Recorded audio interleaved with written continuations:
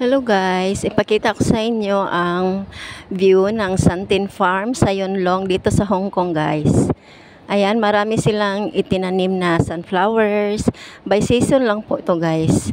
Every summer lang siya. So ayan, may entrance po pag pumasok dito, $50. Medyo parang nasa probinsya siya ng Hong Kong guys. Ayan, ang ganda ng mga sunflowers. Kaso lang this year guys, ang mga sunflowers is maliliit lang siya. Hindi kagaya last year na ang hahaba at ang lalaki ng mga sunflowers. Ayan siya, malawak sana siya na sunflower farm. Pag summer lang, madami silang itinanim dito na sunflowers. By season kasi. Ayan na yun. Nagsilpi-silpi ako dyan. Ang ganda lang tignan. 3 klase po na sunflowers ang tinanim nila dito guys. Mayroon siyang yellow, mayroong white, at mayroong yellow na black. Yung nasa gitna.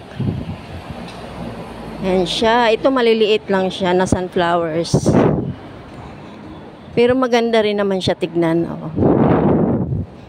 Ayan. Nakaka-relax dito sa probinsya guys. Malayo sa ingay, sa traffic. Kagaya na pagod ka sa trabaho, kailangan mong mag-relax.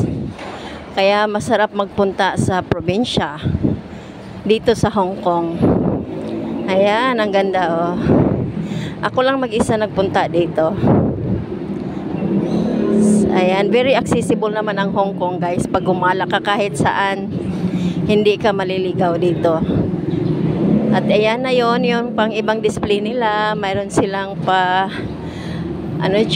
yung pa blue na maliit na bahay. At maglakad-lakad pa tayo at maghanap tayo ng ibang view. At ganyan yung entrance guys.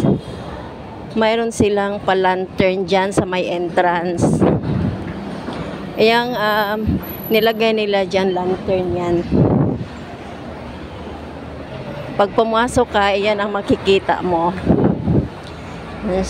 So lakad-lakad lang tayo. Ikutin natin itong Santin Farm. Kasi ang lawak po nito guys. Ayan. Tamang lakad-lakad lang. Oh. Sulitin natin ang ating bayad na $50.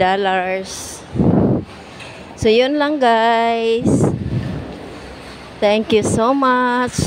See you on my next video, on my next adventure dito sa Hong Kong guys. At meron pa pala silang park guys na ito, pwede kang mag picture-picture, mag selfie-selfie ka dito. Ayan, may piano pa silang nilagay dyan. At mayroon silang flower tunnel. Pero hindi siya tunay na flowers. Plastic lang yan siya guys, decorations nila. At may namasyal din dito na nagdala ng aso. Ang cute ng aso nila oh. Allowed naman ang aso na pumasok dito sa farm. So yun lang guys, bye!